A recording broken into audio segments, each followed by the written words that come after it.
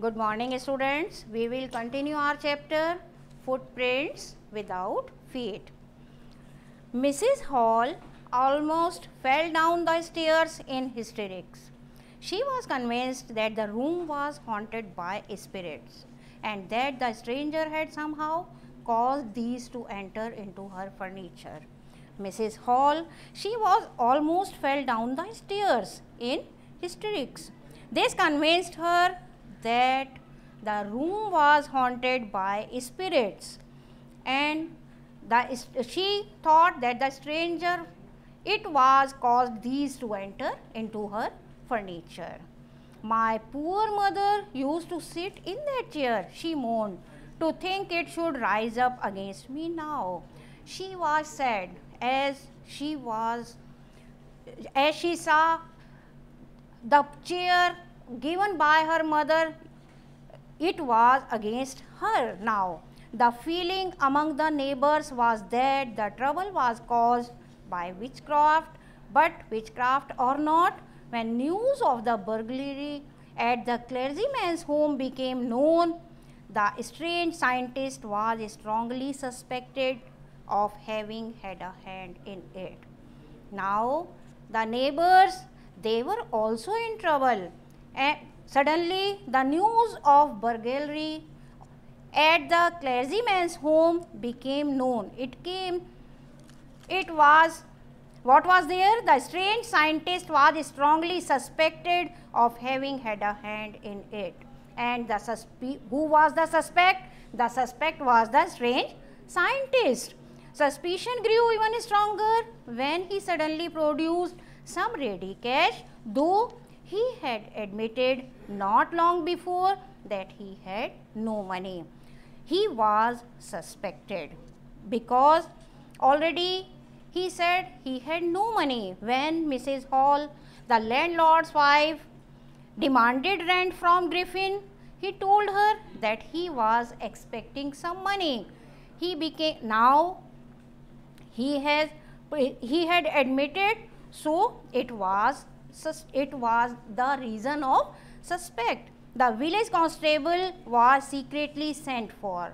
Instead of waiting for the constable, Mrs. Hall went to the scientist, who had somehow mysteriously appeared from his empty bedroom. Now, the village constable, Mr. Zephyrs, was called to look into the matter.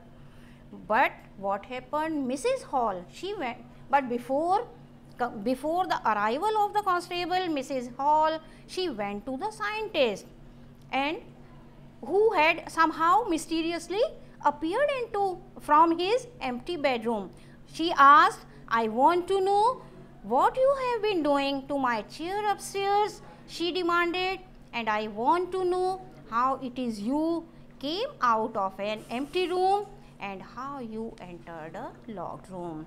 Now, she asked, I want to know, please tell me, what were you doing to my chair upstairs? And I also want to know that how you came out of an empty room and how you entered a locked room. The scientist was always quick-tempered, and now he became furious. The scientist, Griffin, the invisible man, he got angry with Mrs. Hall. Why? For asking an explanation for the mysterious happenings. So, he was angry. "You don't understand who or what I am," he shouted. "Very well, I will show you." So, he threatened the lady. He said, "You don't know who am I." Suddenly, he threw off bandages, whiskers, spectacles, and even nose. It took him only a minute to do this. The horrified people in the bar found themselves staring at a headless man. Now, what happened? He threw off all he was wearing on his head, so that he became a man without a head. A headless man was before the people. The police constable, he was also surprised.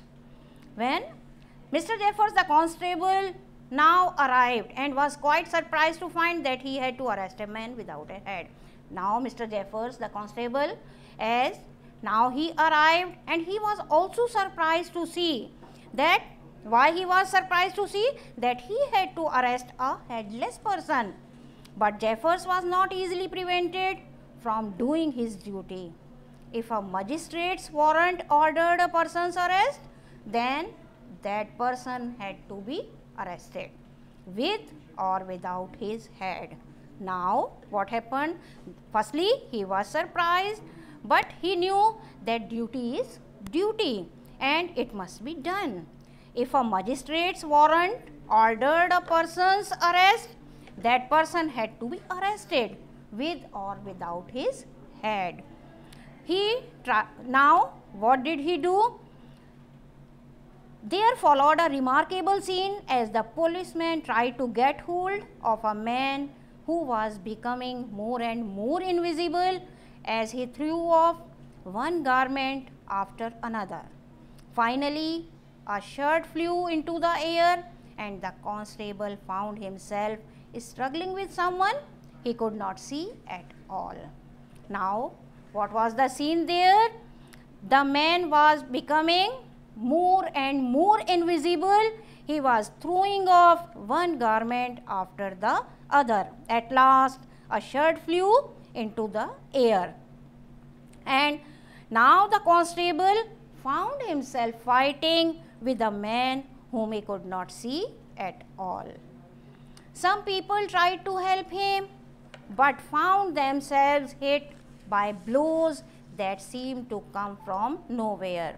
Now, some people tried to help Mr. Jeffers, but they also received invisible blows. And in the end, Jeffers was knocked unconscious as he made a last attempt to hold on to the unseen scientist. At last, he was knocked unconscious as he made a last attempt to get hold of the unseen scientist. There were nervous, excited cries of "hold him," but this was easier said than done. Griffin had shaken himself free, but no one knew where to lay hands on him. Now, Mr. Jeffers, he was knocked unconscious and the invisible man disappeared. So, it was the lesson Footprints Without Fate. So, questions are given in the chapter. We will discuss this by tomorrow.